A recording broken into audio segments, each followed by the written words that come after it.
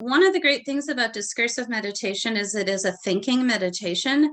And so, but it is trying to be more structured in your thinking process and at the same time opening up intuition. And so there's certain guidelines that we follow to allow for both of those things to happen. And so that's what we're going to be learning and doing today.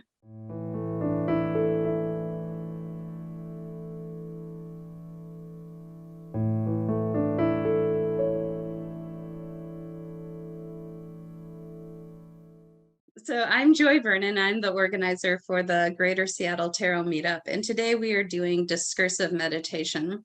And this is a great meditation for accessing your intuition and really opening that up. It's really good for people that think too much or that can't quiet their mind during a regular meditation practice, because it allows you to think and encourages that, as a matter of fact. And then ultimately, the kind of pinnacle of the experience of discursive meditation is the idea of having a conversation with spirit. And so it is wonderful for accessing your inner wisdom and for your own spiritual growth and development, and all kinds of amazing things. So this is really hands-on workshop today. So let's get going.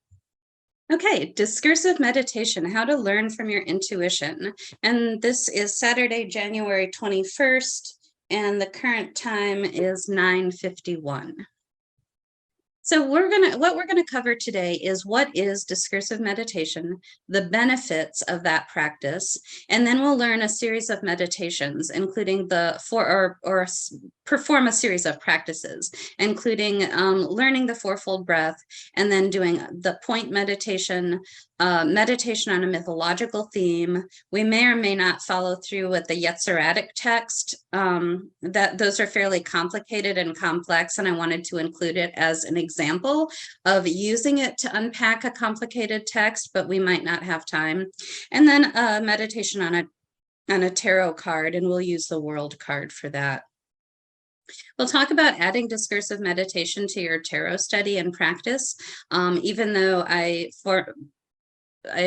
specified tarot in this particular presentation. This exact same stuff applies to astrology.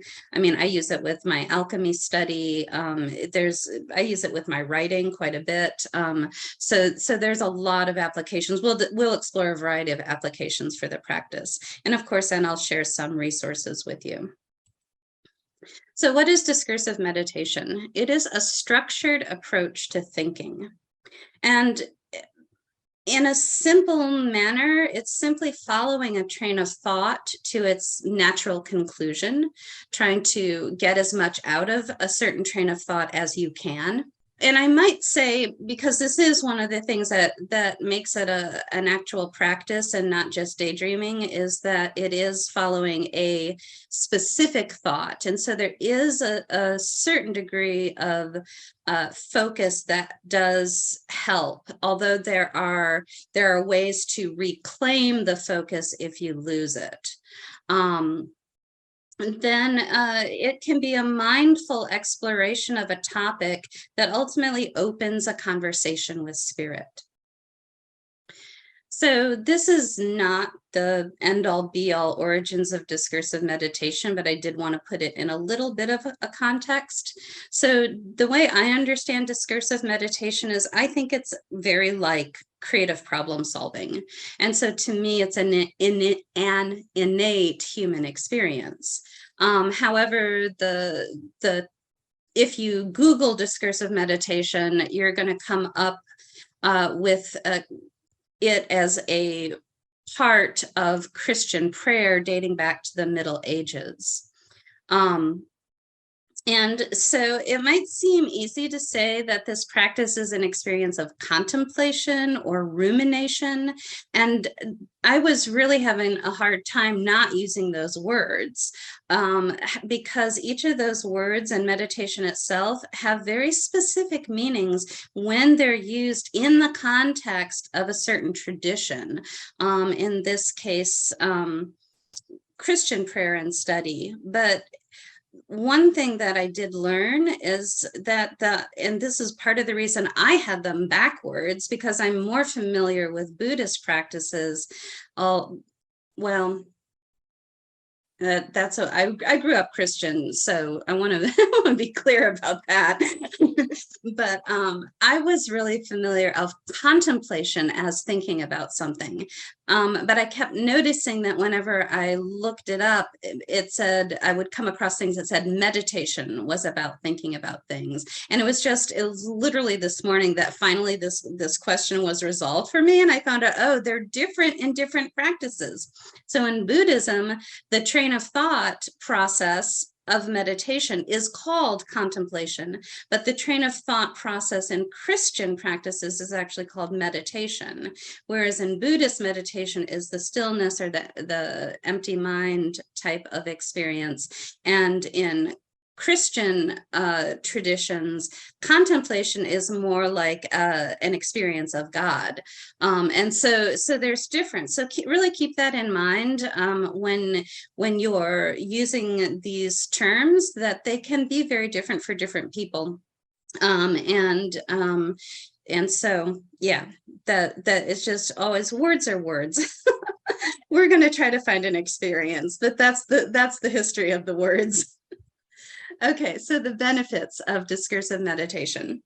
It helps you think intuitively. This is the main thing that I use to get the insights that I get on things, and having a grand trine in water helps quite a bit. But it's really my go-to way of engaging with any kind of material.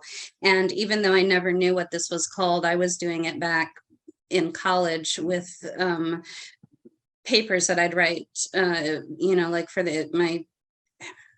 not just for my English degree, I would use meditation to come up with things for a physics paper, and they'd be like, interesting idea. I got that a lot. And and for writing poetry, it was really useful for writing poetry. And didn't get question marks and ... quite as much. As a result, you are able to open up deep insight, inner wisdom, and spiritual guidance. In some ways, discursive meditation is simply thinking in a focused manner about something.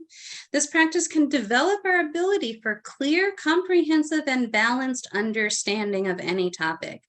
And this is from the mundane all the way up to the abstract. And so I think this is very important. The more divisive our society gets in terms of the phase that it's going through right now, at least here in the US, the idea to really be able to honestly explore somebody else's point of view, not from a place of, is this true for me, but just from a place of, why would somebody say this? What's valuable about it, and really letting yourself explore it. There's something that's very balancing about discursive meditation, and so it can really help create a more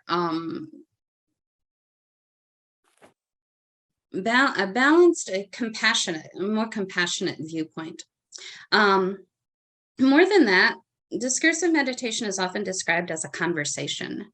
This technique is the key to gaining answers from beyond your own knowledge and experience. It's a conversation with spirit. And this is the part where it gets really magical, just doing the basic part of it can be really great for opening up good insight and some new ideas, some fresh ideas. But it can become very transformative when you're able to truly learn and understand something that there's no possible way you could have had a personal experience of it, and that can become quite profound. Here's our steps for discursive meditation. I'll go through the preparation for it, the steps that we use in its practice, and then how to end a discursive meditation practice. So your preparation for any discursive meditation, you'll have a theme. And so the first thing to have at hand is the prompt for that theme, whether it's a tarot card, an image, a paragraph from a book, a poem, an object, anything that you want to meditate on. Also, you'll want to have your note-taking materials ready so that you can write down your thoughts at the end of the meditation. You're totally welcome to set a timer if you need to stick to a schedule. I learned this practice from John Michael Greer and his writings on ritual magic, as well as his writings on druidry. And he does specify to follow a thought to the end of its natural conclusion, but that, for me at least, I can follow thoughts for a very long time. So I do need to often set a timer and keep myself on track. As with any kind of meditation, you want to assume a comfortable, and this can be done typically seated, comfortable seated meditation posture. Although this work can be done anywhere, anytime, in any physical posture, it can assist in the formality of the process if you do sit at your altar, your your reading space, your meditation space. And when I wrote reading space, I actually was thinking where you like to read, like read a book, but also obviously your tarot reading space could also be a great place to do this kind of meditation. The main meditation practice can be performed with eyes open or closed. If you need to look at something or read something, which is a preparatory step, you obviously will need to have your eyes open for that. But the meditation itself, totally fine, eyes open or closed, either way. I like to always begin a meditation practice with a simple gesture just to let me know I'm starting. I've seen some kind of interesting ones. One that I liked was putting your hands together like this and opening them like a book, and then spreading them apart. I've heard of putting them forward, palms together, and then kind of separating them like you're opening a curtain. I kind of liked the opening a book one. That always felt like a really nice one. But to be honest, prayer position is just a go-to. It really works well. It's easy. Everybody knows it. So I'm going to probably emphasize that. And then before doing the actual meditation, you'll do the fourfold breath for a few minutes, and I'm going to teach that today. It's very easy to do. So then the actual discursive meditation involves these particular steps. Once you're feeling focused from the fourfold breath, recall your topic to mind, your theme. If it's a passage of text, you can read it over or recite it several times. If it's maybe something short or a poem, people use, obviously, because it has a Christian foundation, a lot of times people do this with scripture or even with just a single verse that they want to explore. But I do it with poems as a part of a Reiki practice. This is very similar to some things we do in Reiki, and I'll work with a walk-up poem or the Reiki precepts, even using practices like this. If it's an image, of course, gaze at it until you can remember the details. You want to be able to keep those details in mind or picture it in your mind if possible. Turn it over once you've got that theme and you've familiarized yourself with it at the beginning here. Turn it over, and this is at the point I would close my eyes. Turn it over in your thoughts, kind of becoming aware of all its parts. If it's a text or a verse or something, you might note the main points that are being made. You don't want to work with a big chunk of text. You might work with at most a paragraph, possibly even just, a sentence or two. Kind of become aware of what the points are that are being made. If it's an image, just think of all the different parts in the image. Allow questions to arise around this topic, both generally and about the specific aspects of it. This is really important, and questions are the key to opening the conversation. Paul Foster Case says that if you ask a question, your holy guardian angel will reply. And in Kabbalah, the second sephira, Hokmah, which means wisdom, Hokmah means the power of what. And so to me, that is about questioning, asking what if, what is. And that power of questioning is what reveals wisdom. When a certain aspect or question feels particularly motivating to you, begin to explore that aspect through thought and analysis. So you're going to start with a very analytical approach to this. And this is what makes it really good for people that do think a lot, think too much, that do have a really active brain. You really enter into this meditation via close thought. If you notice your train of thought leads you away from the topic, step it back one step at a time until you find where you veered off track. Sometimes the point where you veered off track is very revealing. And I've done this had a number of occasions where I did my mind goes off track all the time, but a number of times when I went back and was like, oh, that's interesting. Or every time I meditate on this particular thing, I go off track at this point. So sometimes you can get a lot of insight into that. But for me, my main thing is that I'll be contemplating something,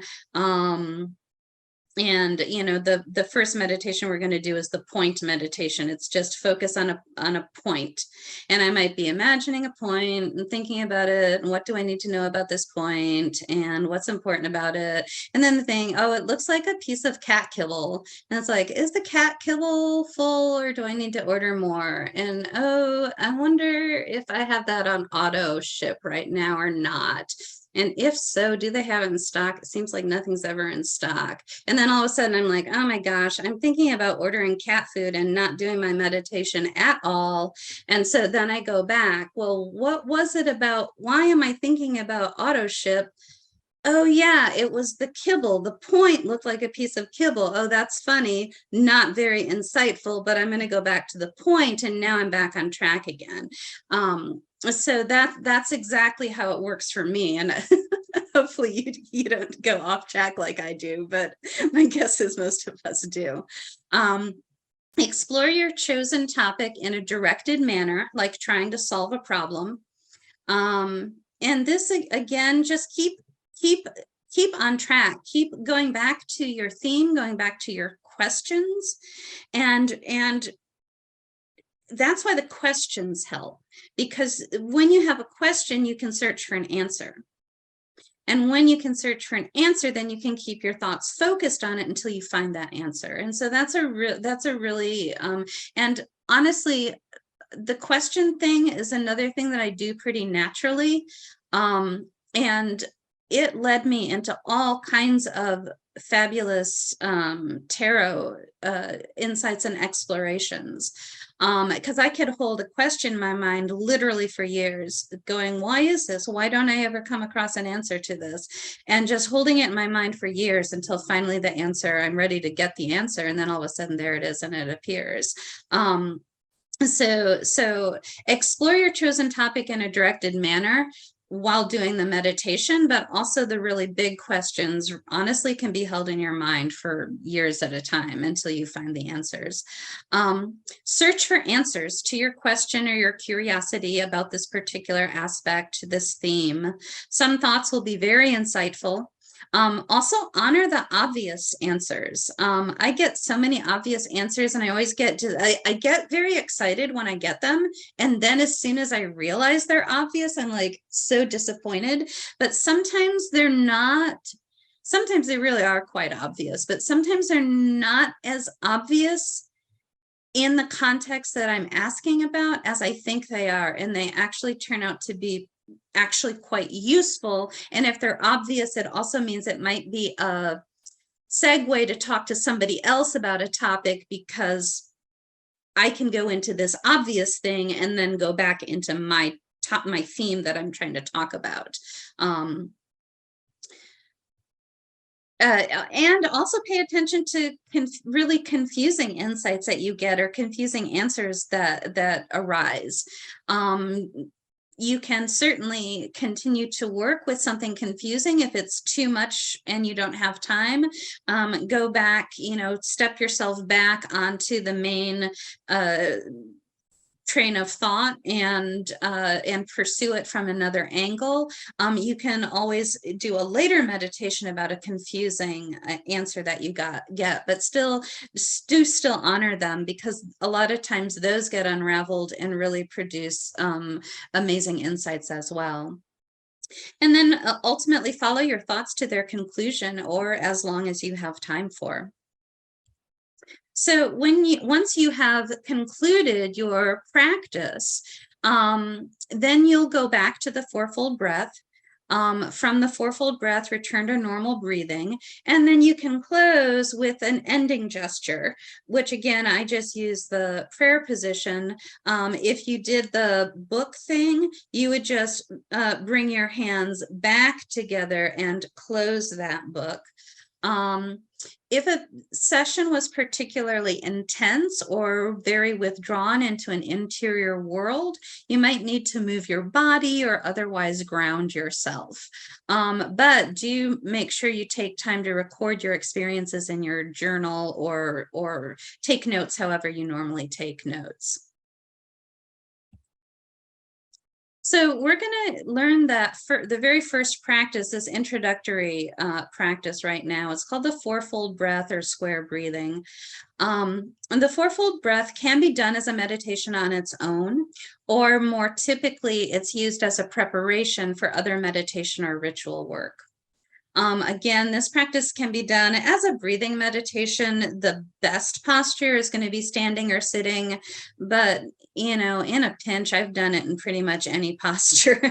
And so as long as you can get a breath in and out, which means you're alive, you can probably do the fourfold breath if you needed to.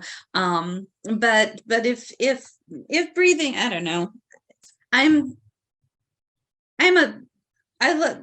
definitely recommend, optimum meditation postures. But I one time had a person that came in for a Reiki session many years ago, and she was saying that she wanted to meditate but couldn't. And as I explored it with her, she's like, well, she can't sit in a chair because her feet don't reach the floor. No, she can't sit in a chair because if she sits to the front of the chair, she had a bad back and she needed her back supported. And I'm like, well, just sit to the back of the chair. It's like, well, then her feet didn't touch the floor. And I was going through this series of question and answer with her, trying to figure out what was wrong. And finally, I realized that she was convinced that if she didn't have perfect meditation posture, then she couldn't meditate. I'm like, put a pillow under your feet. Who cares? It doesn't have to be perfect. If your back hurts, don't sit in a chair, sit in an easy chair. Don't stop meditating because of your body's limitations. So yeah, I like ideal meditation posture, but I'm always like, you got to be comfortable. You got to be able to do this for a certain period of time.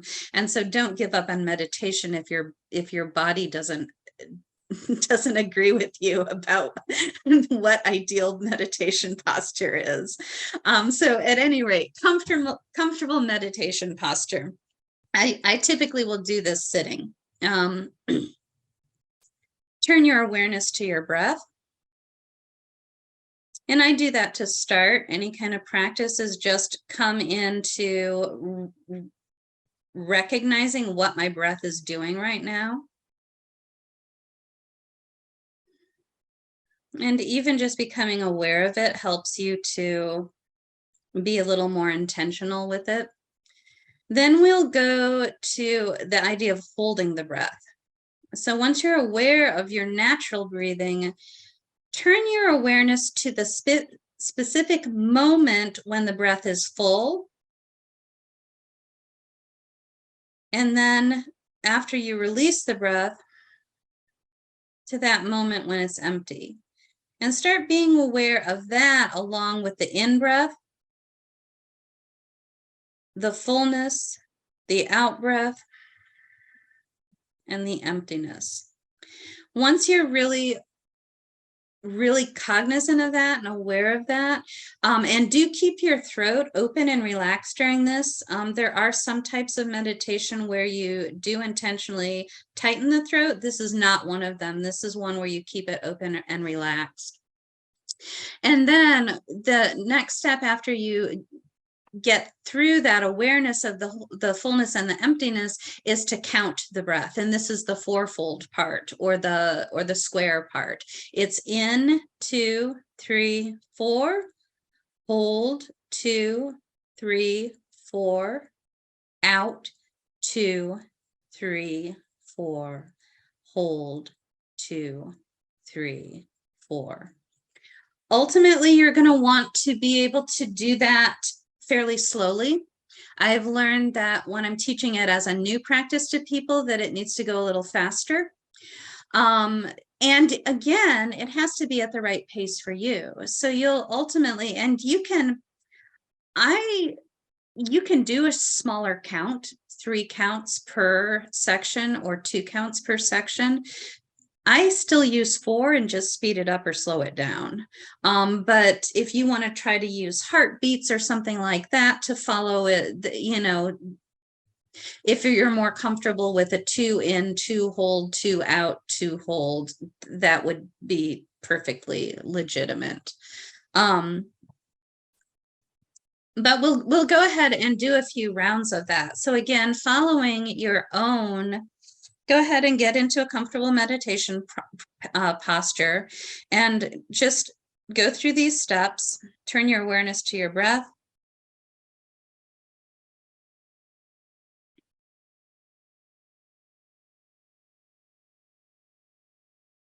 Become aware of the fullness and the emptiness points.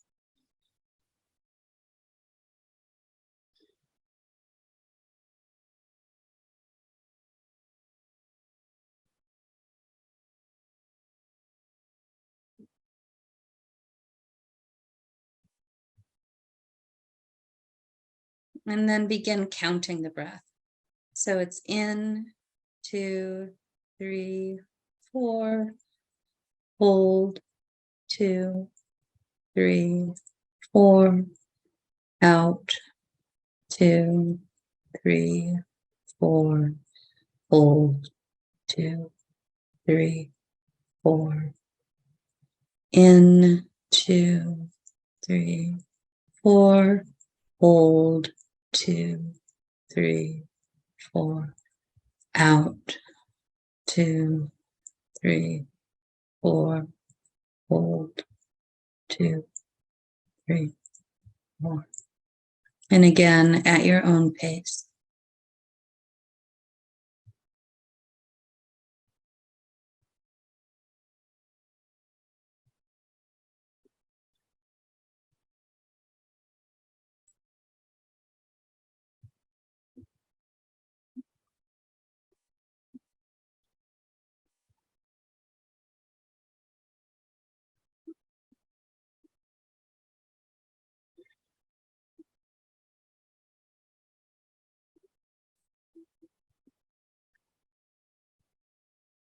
And then when you're feeling really focused with that, you'll return to normal breathing. And then we would go on to the main body of the meditation. I'm going to stop sharing for a second and see if there's any questions at this point. Hey, Joy. I was noticing during the exhale that it would take like 6 beats or 7 beats. And so I was like cutting myself off at the 4. I was noticing that at least. Do you have any thoughts about that? Yeah. You might be aware that having longer inhales than an exhale energizes you, and a longer exhale than inhale relaxes you. And so that your body was probably seeking to get into a relaxed place. But I would allow that to happen for a little while until you do feel a little bit more relaxed. But then the only other thing I can think of is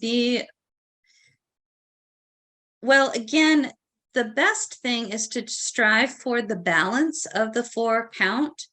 And that might be literally part of discursive meditation, is asking your own guides, asking your own intuition, asking your own body to help you achieve that. The other kind of like more scientific thing is, well, be more forceful on your out breath and breathe harder out. So yeah, those are some thoughts on that. Okay. Any other questions? Okay, I'm going to go ahead and we'll return. So our next practice is the point meditation, and this is actually taught in the Golden Dawn. It's one of the first I think it is the first meditation that's taught, or at least it's taught pretty close to the beginning of the curriculum. And so, and it's interesting because it is given as a meditation on a specific theme, but the directions for it are basically the directions for discursive meditation. I'm pretty sure that I took this. I don't know if I very well might have typed it directly, to be honest. I'm not sure if I edited it or not, but I'm pretty sure that I took it from the Israel Regardie Golden Dawn big thick book. Practice a fourfold breath for a short time to still the body and focus the mind. Consider a point as defined in mathematics, having position but no magnitude. And magnitude basically means size. And when I think of the point, I think of the little flag on a map that, especially if you think of, I used to use this example when I taught in Denver a lot. Imagine the little flag in Denver, that says this is where Denver is. Like, where is that flag? I think maybe it's on the Capitol, but I'm not, like, you keep kind of zooming in to try to, where is the flag? What is it marking? And it's like, it doesn't mark anything. It's just, it's a concept, and that's partly what a point is. It's like this little point that says, here's Denver right here, and it has no magnitude. It isn't anything, but it has a location, but not a size. So that's what a point is. Follow those ideas. What does that mean to you? It's following those ideas that help me come up with metaphors, for one thing, and that's something that I use quite frequently in doing readings, whether it's tarot or astrology, is using discursive meditation to let the metaphors come through. So that's kind of, again, all of this stuff is going to be very relevant to you, even though we're just learning a basic meditation practice. Consider the point, note the ideas to which this gives rise. Concentrate, this is not my writing now, concentrate the mental facilities on this as a focus and concentrate the mental facilities on this as a focus and endeavor to feel the immanence of the divine throughout all nature in all her aspects.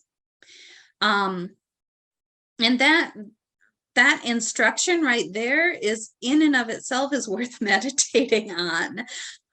So to be honest, when I do this meditation, and I'm not even sure in the curriculum that I was given in my Golden Dawn group when I was in one, might not have said this thing about the immanence of the divine, because I remember just thinking about a point.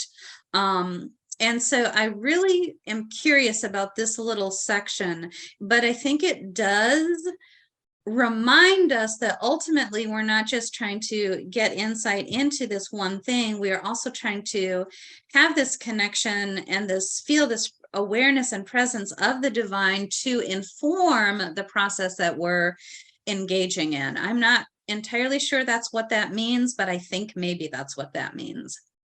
Then think of the subject of the meditation in a general way, then choose one thought or image and follow that to its conclusion. Conclude with a few rounds of the fourfold breath. And Can let I me ask go. a quick question? Uh-huh. So the point meditation, how do you convert that to the tarot? Oh, we're not. we're not. Oh, we're not. Oh, okay. Right. Yeah, part of the practice doesn't have to be about tarot at all, just in order to do it. Two, one of the things that is useful in terms of relating it to tarot or astrology is the idea of exploring. And this is ultimately, let me step back and give you a big bird's eye view of what's going on and why I'm doing this. I was trying to think of I was desperate. Last week was 1 week until this class, and I had nothing on the books, and I had no idea what I was going to teach, and I couldn't think of anything. And so I finally thought, I know, I'm going to do something on how to read esoteric tarot. And then I started thinking about, like, oh my God, that's so big. And you need to know a whole bunch of things before you can practice that. So then I was like, oh, well, let's go over all the things you need to know to practice that. And then I will teach those things one at a time. And then eventually, maybe April or maybe May. I put it in April, but I might move it to May. And then down the road, then we'll learn that practice. But the other things can kind of lead up to it. And so one of the things that I find I use discursive meditation for a lot is relating contradictory ideas or disparate ideas. And so I might be looking at a tarot card, for instance, and working with its astrology. So, yesterday somebody had the Three of Swords come up and they wanted more info on it. And I said, well, let's explore it from the point of view of Saturn and Libra, or Saturn ruling the second decan of Libra. And so I need to take Saturn and the second decan of Libra and explore those ideas, and then put it with the visual image of the heart with the three swords through it, or in case of the deck I was using, a woman who was crying, who had a tear running down her face and a heart tattoo on her face, and then three swords next to it, and integrate those different things and apply it to the question that the querent asked. And that's all discursive meditation, is taking the question that was asked, an alternate set of symbols, so that I can explore it from a different viewpoint with her, and the card image, so I don't deviate from the symbol that came up in the reading and was relevant to her in the reading, even though she didn't understand it, and put it all together and create this kind of outcome. And I realized I said she didn't understand it, which is far from the truth, and was just a fast, easy thing to say. So she totally understood it. I just want to say that, but she did want to go deeper with it.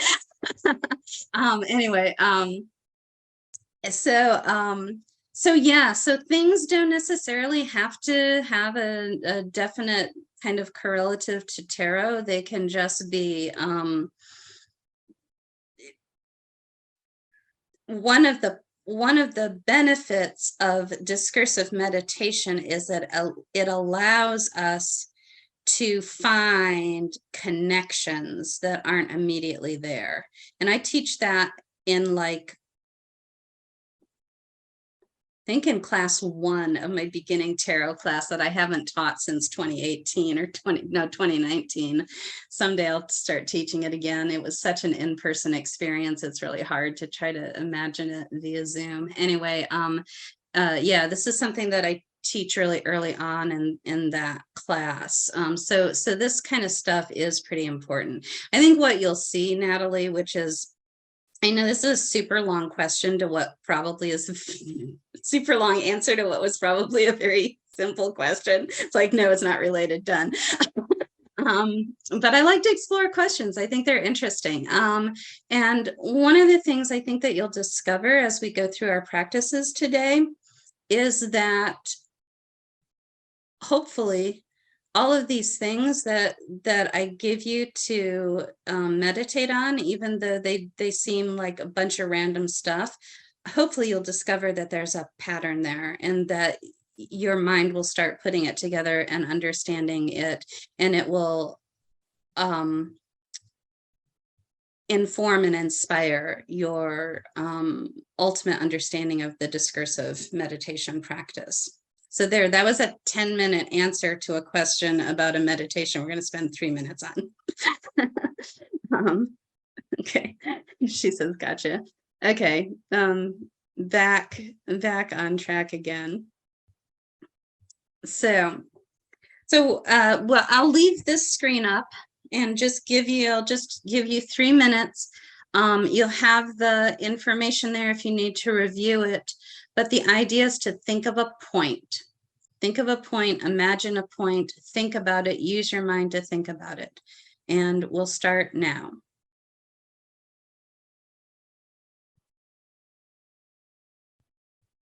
And that's the end of our meditation.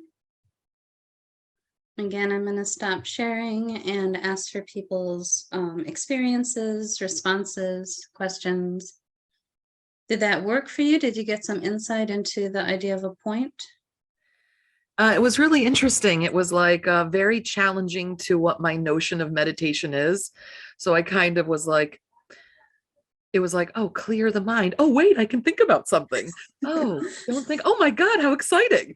And then I was able to kind of focus on like the thing that I focused. I was like, interesting. Why did you go to this place? You know, so it was really interesting. It was definitely made my mind felt like it had to be more elastic suddenly. I didn't realize that I would be so challenged based on like this kind of this formula, I believe meditation was. That was pretty cool.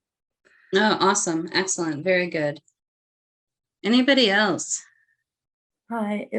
It felt a little bit sort of abstract, like I wasn't quite sure. Like it's really hard to focus on what is essentially nothing, as you were saying. And I found it just kept turning into a lot of other images, like it wanted to expand out and be something. And then I was trying to come back to a point, and then, well, what is a point and where is a point?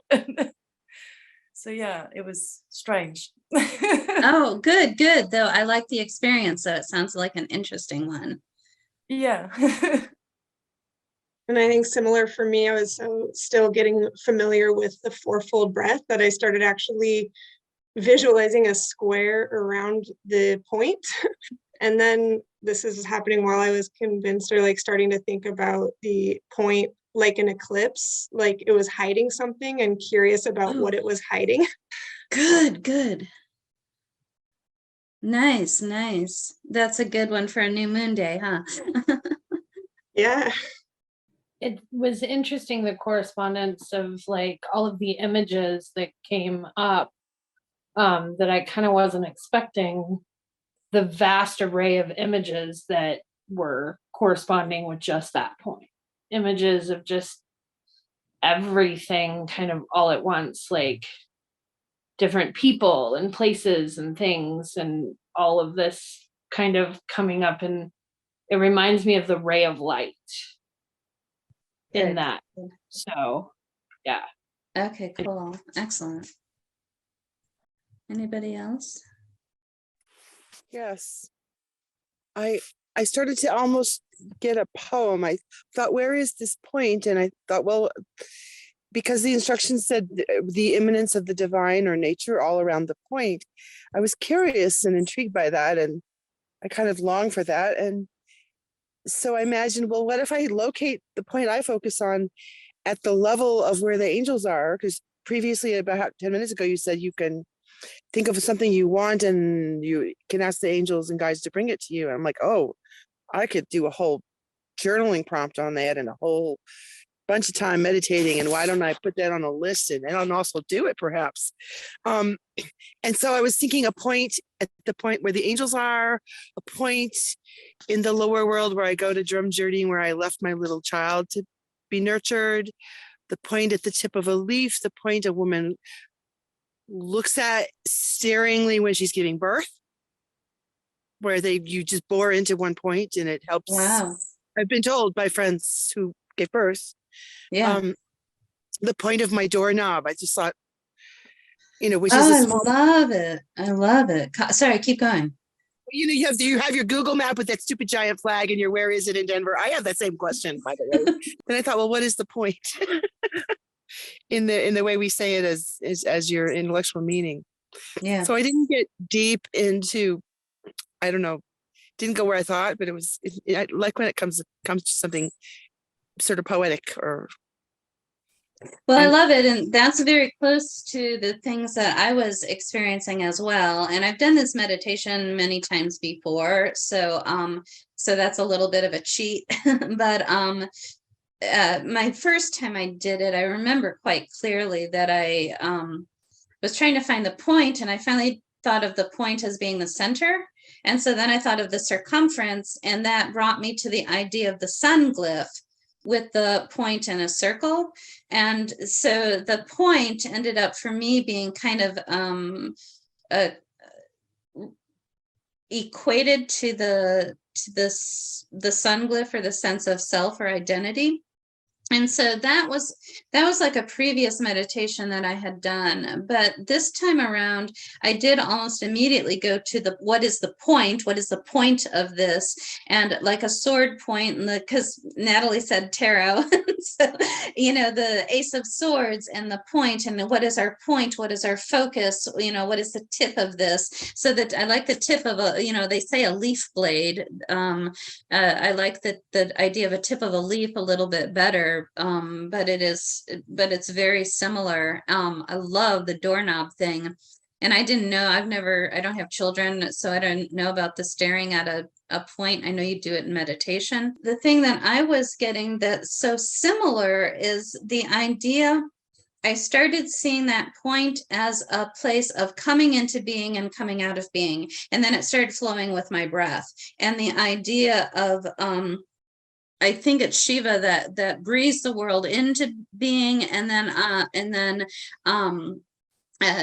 breathes the world out of being, and every breath brings all the worlds into being, and every like in breath brings it into being, and out breath they all disappear and end. And so in that, the idea of birth and death, and then of course I get a lot more pop culture types of things. So I was thinking in the cartoons or representations of old radio tube TVs, just the idea of a picture coming into being, and then that picture kind of going back to a point. And so yeah, I was getting a lot of that kind of, and I thought, and Natalie, I did think of the ray of light as well. So yeah, I had a number of kind of corresponding experiences to what you guys are talking about. Somebody says they stare at a point when lifting weights. Gives meaning to the song Every Breath She Takes. Same image, universe expanding from a point and coming back. Yeah, okay, great. Yeah, so cool. So that's one of the cool things about doing this is you can explore like everything from my TV tube TV image on up to these like super profound giving birth, coming into being types of explorations. So a point in the sky that I want to visit or escape to. Yeah. And that's the person that said also about the where the angels are, and the point of the angels. One of the early practices that we learn in the Western mystery tradition is called the Kabbalistic cross. And the very first step of it is there's a series of steps, but an early step is to imagine a star very, very far above you and to reach up towards that star. And the way I learned it is that once you reach up towards it, then you realize it's even farther away than you thought. And you really continue to reach until you can touch it and bring it down to your forehead. And so the idea of a spiritual point, the angels are even further. And definitely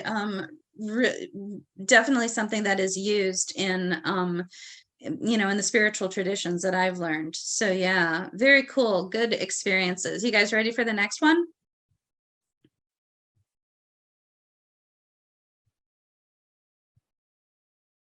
I'll take your silence to mean that you all immediately muted yourself so that we could proceed. Meditation on a mythological theme. So we're going to look at the story of Amaterasu. And for expedience, I'll tell it to you kind of quickly. If you, the Amaterasu is a Japanese sun goddess, and in her story, she has a hall of her priestesses, and they are weavers, and so her priestesses are all weaving, and her naughty brother terrorizes them, and she gets so upset at him and so angry that he hurt or disturbed her priestesses, that she runs away. And so she goes and hides in a cave, and of course the entire land is dark because the sun has gone off to hide. And so everybody gathers around the cave, and they're like, how can we get her to come out? She won't come out. And finally, they put their heads together trying to think of a way, and they finally decide, well, let's just have a party while she's in there. And another goddess named Azume starts doing this kind of funny, kind of ribald type of dance. And everybody's just laughing so hard, and they don't seem concerned anymore at her. And so she kind of peeks out. She's like, wait, what's so cool that nobody's like, they seem to have some new goddess that they like now. And eventually she comes back out again, and when she does, they put a straw, I believe this is part of the story, they put a straw rope in front of the cave, which is those straw ropes that they have on Buddhist temples. And this is the way Joseph Campbell tells it. And then she's told, you can only go this far back. You can't totally retreat anymore. And that, and the idea is that the lengthening of the days and the decreasing of the days, there's always, if in the West, there always has to be a scientific explanation of it. So anyway, that's not what it is. That's not what the story is about. But yeah, so the idea is this: the sun goddess goes and hides in a cave. And so I want to explore that. And this is an image. This is the image that's used on the sun card in the Mythical Goddess Tarot by Sage Holloway and artist Catherine Skaggs from Fort Collins, Colorado. And it's an amazing deck, and I love her artwork, but everything was so perfect and ideal about this image. Again, I'm going to leave this up so that you guys can look at it, and we're going to do 5 minutes meditating on this theme of the sun goddess, but particularly exploring the aspect of it. What does it mean for the sun goddess to hide in a cave? So let's explore this story and see what we get. And I'm going to set the timer for 5 minutes this time.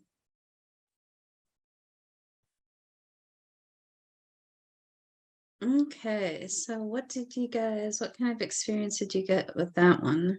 A bunch of images came up for me, like her being in the cave and the shadows casting on the walls, her not being able to get away from her own light. Yeah. And also coal kept coming up, and shine bright like a diamond, the Beyonce song. And you have to be under pressure and extreme circumstances for the coal to turn into a diamond that's like brilliant, bright, shining, and like rest and recuperation and restart, and the weight of having to be something for everyone. The light, the warmth, the, utter existence of the like worlds, universe, whatever, and wanting to like explore that and get away from that. Yeah. So yeah. It immediately made me think of, I was really stuck on the word hide. So was it choice or coercion? Was she running from someone, something? What what kind of, I was thinking about what caused her to hide, if hiding was the action, but thinking about it in turn of like exile too is like another word of like, rather than hiding, and thinking about the sun in exile. And then I immediately thought of the black sun or the dark sun, and we just had the sun conjunct Pluto.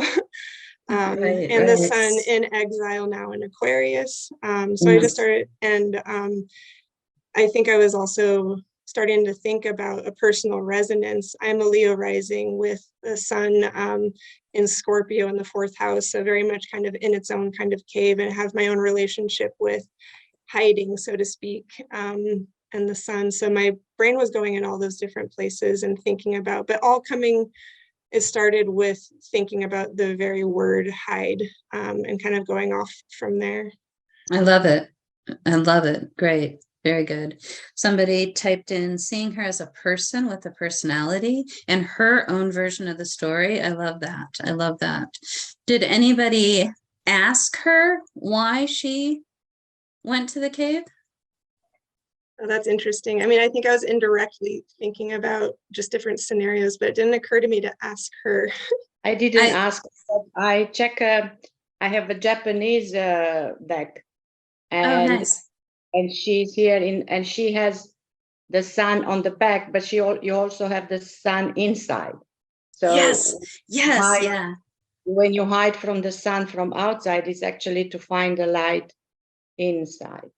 Yeah. That's one of the main things I got from the meditation too. Excellent. Good. Not taking things for granted, such as sun when it's shining. Yeah, absolutely. And I was thinking to me, it's like God rested on the 7th day. It's like, you know what? The sun gets a break. We all get a break once in a while. We don't have to be on all the time. We're allowed to take a break.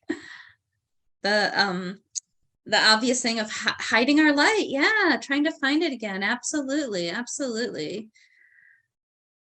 Yeah, I thought of asking her just right as the timer went off, so I did not hear an answer. But yeah, I'm curious if anybody did. I went to a really odd place. I went to the thought of how unusual a female figure for the sun is, and the cave made me think of gestation. That the seed is planted in a woman, and it is enclosed in darkness for a time until it emerges from the light, and we can't go back there. We have to complete the cycle once that happens. And death and rebirth, just the cyclical nature of going through the dark and coming back out to explore again, learn again. Yeah. But I didn't think to ask her why she was in the cave. I love it. Really powerful stuff. I would love to piggyback off what Karina and Trish just said. I think I did ask her, and the answer I got was to explore the shadow self, which to me was very obvious, right? But at the same time, she was talking about how you become empowered from exploring the shadow self as you re-examine the pain.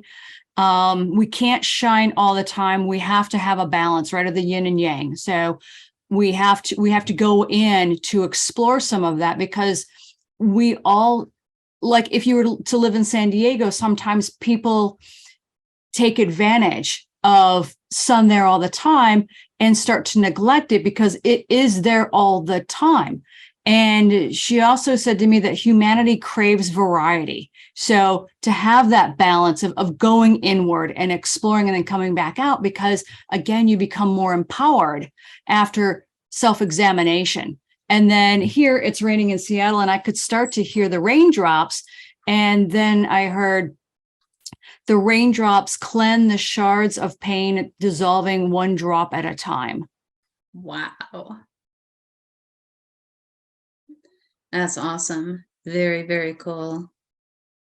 Very cool. That's excellent experience. Okay, cool. I want to keep going because I love talking about it, but I also want to proceed with our slideshow. Okay, cool. So the next one is the one we're going to skip. I did want to kind of review this. This is something that's definitely very well worth exploring with meditation. In fact, needs to be explored, because just reading it will never create an understanding. And so when you're studying Kabbalah, each of the 32 paths has a text associated with it. And the one for the 32 paths are the 10 Sephirot plus the 22 connecting paths. And so the 10th path, the 10th is the 10th Sephirot, Malkut, and it's the one at the bottom of the tree of life. And so the 10th path is the resplendent intelligence, because it is exalted above every head and sits on the throne of Bina. Bina is number 3. It illuminates the splendor of all the lights and causes an influence to descend from the Prince of Countenances. And that's from John Michael Greer's book, Paths of Wisdom, although I'm not 100% sure who the translation is, if it's Mathers or if it's somebody else. And then the second one, this is just a different translation of the same thing. These are from Hebrew. Scintillating consciousness. So resplendent intelligence is one translation. Scintillating consciousness is another. It is called this because it elevates itself and sits on the throne of understanding. It shines with the radiance of all the luminaries, and it bestows an influx of increase to the Prince of the Face. And that's from the Aryeh Kaplan translation in his Sefer Yetzirah. And this is one of those things that, and I make a little bit of a point of this later on, so we're going to kind of come back to this idea. When you have a complicated text like this is a really good opportunity to use a discursive meditation, but you'll have to really break it down. If you didn't know what the 10th path, if I just handed this to you and didn't explain that the 10th path means the Sephira Malkut at the bottom of the tree of life, then you wouldn't even have any idea where to start. And if you don't know the tree of life at all and don't even know what it looks like, so you don't know what I mean by the 10th Sephira or the bottom of the tree or anything like that, you still can be in darkness just starting off. So the idea of studying is part of discursive meditation. So the very first thing we would have to do with this text is break it down and study so that we understand what the 10th path is, what the word resplendent means, what does, why are resplendent and scintillating two alternate translations for the same word. We might need to explore that word so we can understand it better. Then you can go in and then Bina, you'd need to know what Bina means. It illuminates the splendor of all the lights. The lights are the 10 Sephirot. Again, if you came across this randomly without any context, you would have no idea what that meant. It causes an influence to descend from the Prince of Countenances. The countenances are the faces, or the macroprosopos and the microprosopos, and the Prince is the microprosopos. And suffice it to say, we can say that Sephira 6, Tiferet, is roughly what they mean, but it's actually the combination of 6 Sephirot in the center of the tree that is the Prince of Countenances. And so that's what, and so the activation of Malkut causes this influence to descend from the center of the tree, from the Prince of Countenances. And so the Prince of the Face is a more literal translation of that. So when you're applying discursive meditation to a text, the first thing you'd have to do is understand the text. And so you might need to look some words up. You might need to read a commentary on it to understand it better, just the facts of it. But then you can break that down. And this is why I said, working with a paragraph sometimes is even a lot. Sometimes you only want 1 or 2 sentences. And with a complicated text like this, you could easily break it down into phrases. and just start with the 10th path is the resplendent intelligence and explore that, because it is exalted above every head and sits on the throne of Bina. You could just explore that. Even the idea of sits on the throne of Bina, which is the third Sephira. Why is it that Malkut sits on the throne of Bina? Well, and I'll kind of talk through it. Because this one is so complicated, I don't want to do this practice. We're going to go on to the next one. But just think of all the themes that we've already come up with. Bina is 3. It's Amma, the mother. And so, so the idea that Malkut sits on the throne of Bina, it means that Malkut is supported by the throne. Bina is a support to, or the throne of Bina is a support to Malkut. And so just the idea of being supported by the mother archetype on the tree of life, there's a very nurturing quality to that. So already we can see that some themes start to come around, and how do these things fit together? Again, it's complicated enough, and I want to proceed onto the last one and still have time to sum up. So we are going to skip it, but it's here, and I'll PDF. I forgot to do that, but I'll PDF the slideshow and make sure you guys get it. I'll post it in the comments on the meetup event page. So that's another example of working with a complicated text to really unpack it. So the last one is a tarot card, Meditation on the World card.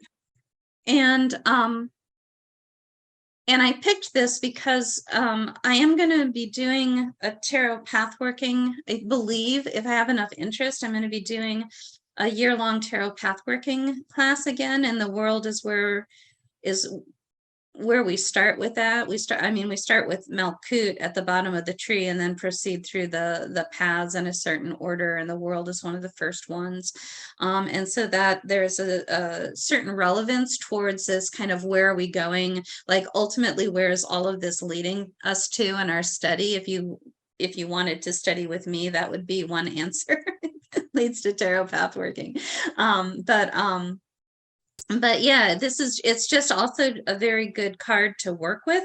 And because it's the start of the tarot pathworking process, and that process starts with the end of the major arcana and works backwards through it, it is a first step, even though it seems like the last step. And I think you guys are going to start to see themes. So it's an image this time. So again, spend a minute gazing at the image. You can explore it in your mind the entire time looking at it, or you can go into closing your eyes, withdrawing into the cave and exploring it that way as well. So I'm going to give us 5 minutes again, and then we'll be just about done.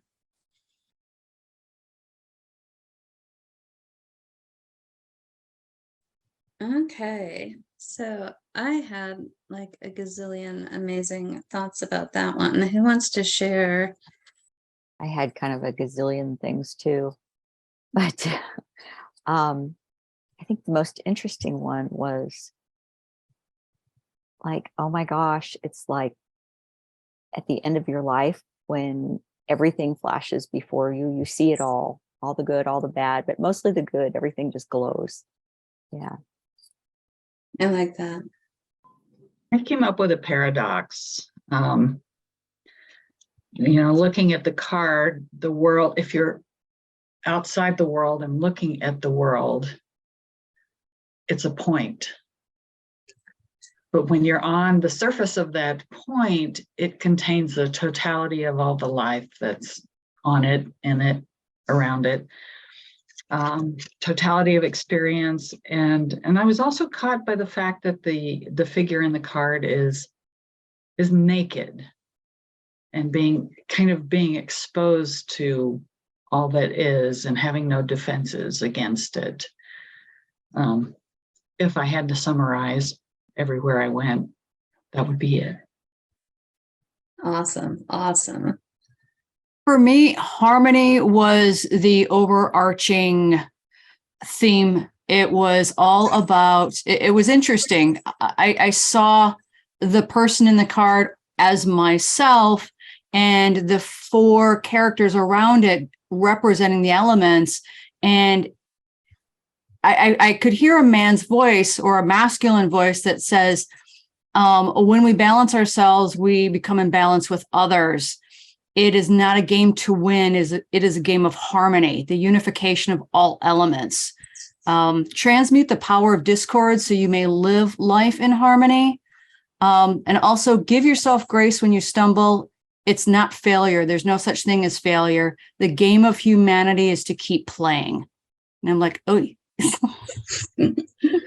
I was at first really drawn to the like electric batons, or they reminded me of kind of like springs or batons. And the way that the figure was kind of in motion and moving, I was thinking of baton twirling. And because they had kind of this, for me, like an electric vibe of, and like all chemical, and it was thinking about those different avatars for the elements and thinking about the interchange or the dance of the different elements and how the figure was using it was all kind of stuck on the imaging of these like springs and electric batons and the interplay of the different avatars around, and they were like out of bounds but still somehow in bounds, like from the springs or batons or something. So it was a very visual kind of meditation, like dancing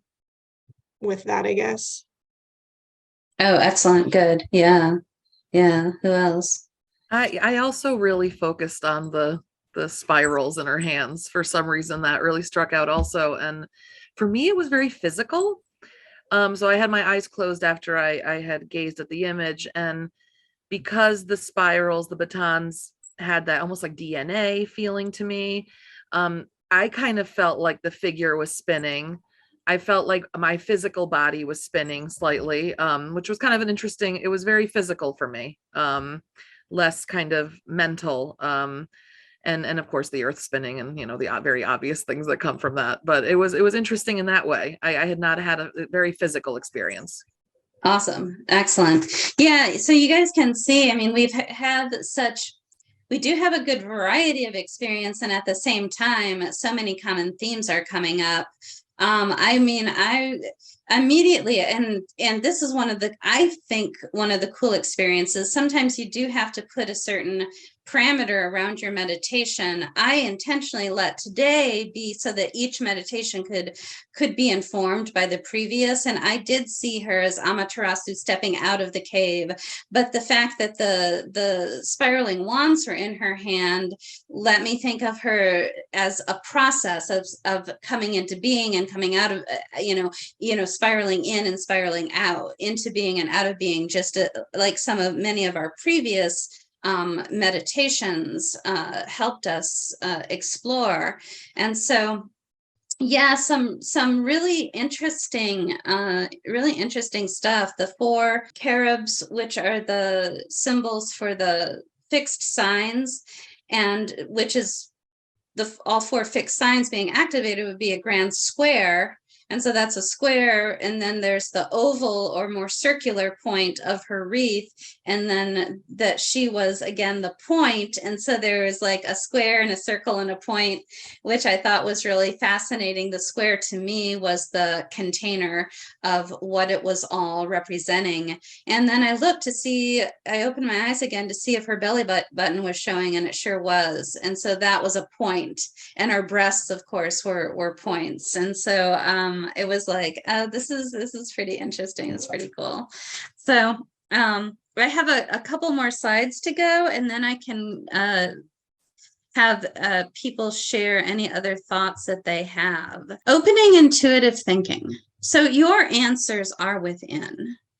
Study is a preparatory step for discursive meditation. You can look up terms you don't understand if you're working with a text. you can get another author's take on the subject.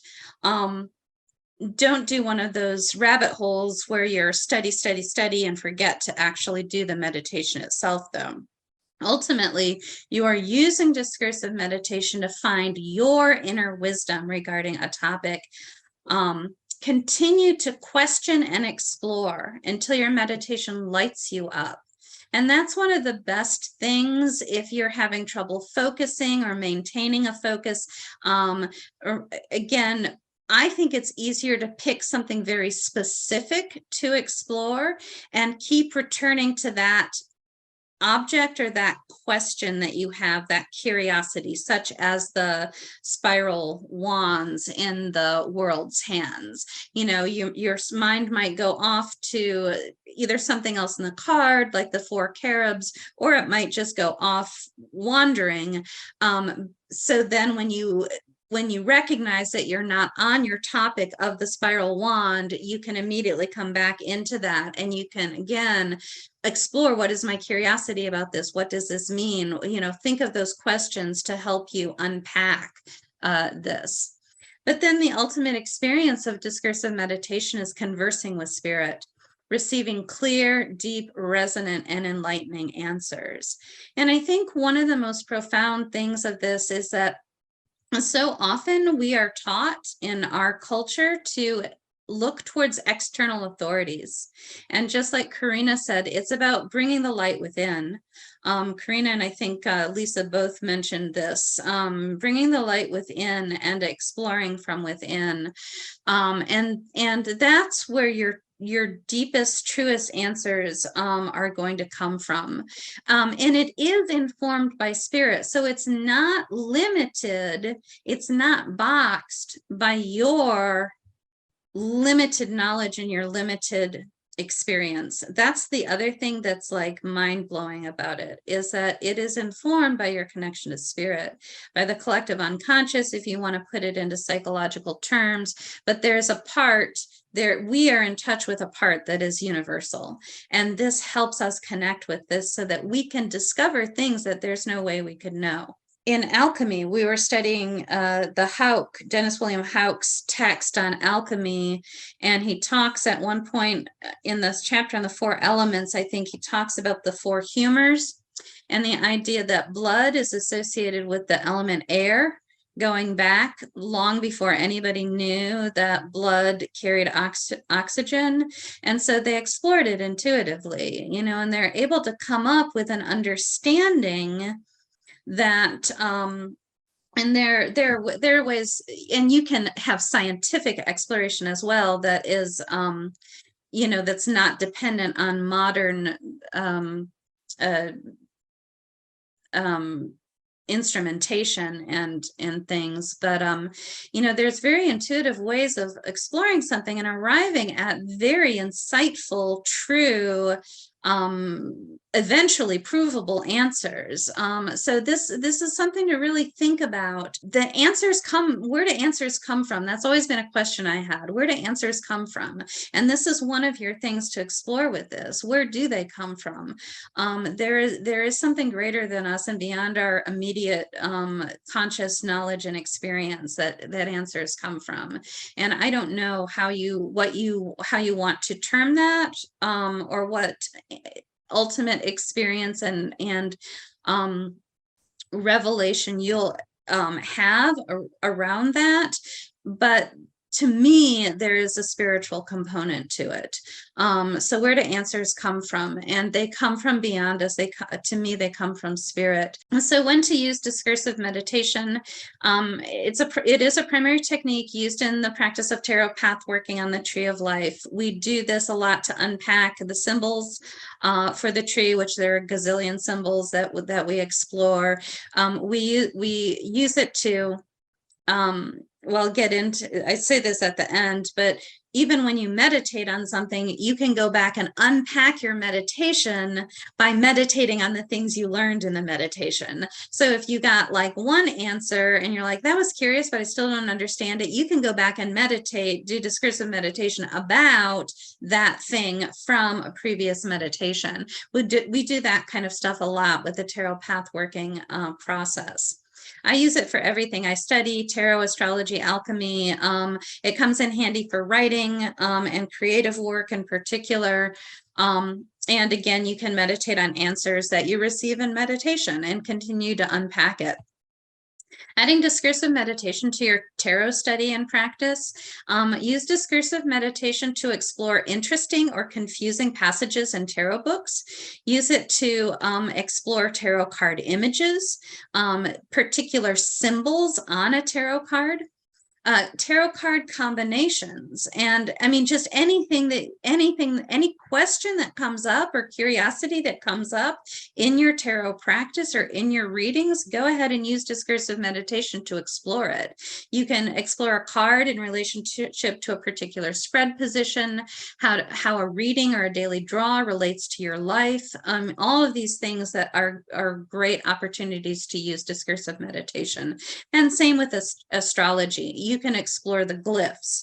You can explore the combinations of a planet in a sign or a planet in a house. You can explore aspects between planets. You can explore questions that you have. Even, I am this way, where is it in my chart? And use discursive meditation to try to figure out where that's showing up in your chart.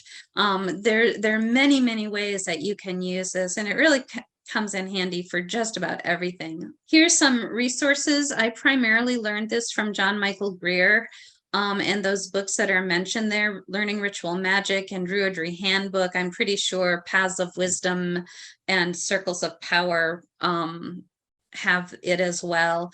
There's a blog post that he wrote. It was originally from the Well of Galabes. I'm not sure how to say that. But at any rate, he's got a new website, and that's the current home of that practice. So if you want to learn it from the guy I learned it from, that's where to go. I have a blog post on it myself right there. There is an audio file that goes with it of me talking about discursive meditation. I honestly don't remember what I said, so I don't know if it's interesting or not. There's another person, but they talk about mind mapping it. And so if you're not great at notes or want like a different approach to how to record your meditation, that's worth a look. And then the last one I was really struck by, I was last week or the week before, I was just Googling, trying to figure out what I was going to talk about, and actually came across this guy, David Nowakowski. I don't know much about him, but he had a post on discursive meditation, and not only did he have a post on it, but he taught it almost exactly the same as I taught it. So I was kind of like, oh, cool, I wonder where he learned it from. And I did not find an answer to that, I don't think, but at any rate, that's his post, and I did think it was really useful. So thank you as always for attending Discursive Meditation. You can visit my website, joyvernon.com, for more information, classes, or to schedule a reading. My blog is at completelyjoyous.com, and I've got tons of stuff on astrology, tarot, Reiki, meditation, all kinds of topics. There is a topic category called beginning meditations, which if you like meditations, that's a really good one to start with. Follow all of our great events at the Greater Seattle Tarot Meetup, and I do have some, even if I don't have a full description yet, I think I have things plotted out through the first few months of the year. So there's some stuff up now. You can subscribe to me on YouTube and see a lot of our past meetup topics there on YouTube. Always much thanks and gratitude for showing up, for being here, for participating. I love it. This was a really nice group and wonderful participation, and I'm so thankful and grateful to all of you. Once in a while, somebody asks if they can send a donation. Certainly not required. This is a free thing, and I love being able to give back to the community. If you do want to send a donation, you can use PayPal and send it to joy@joyvernon.com.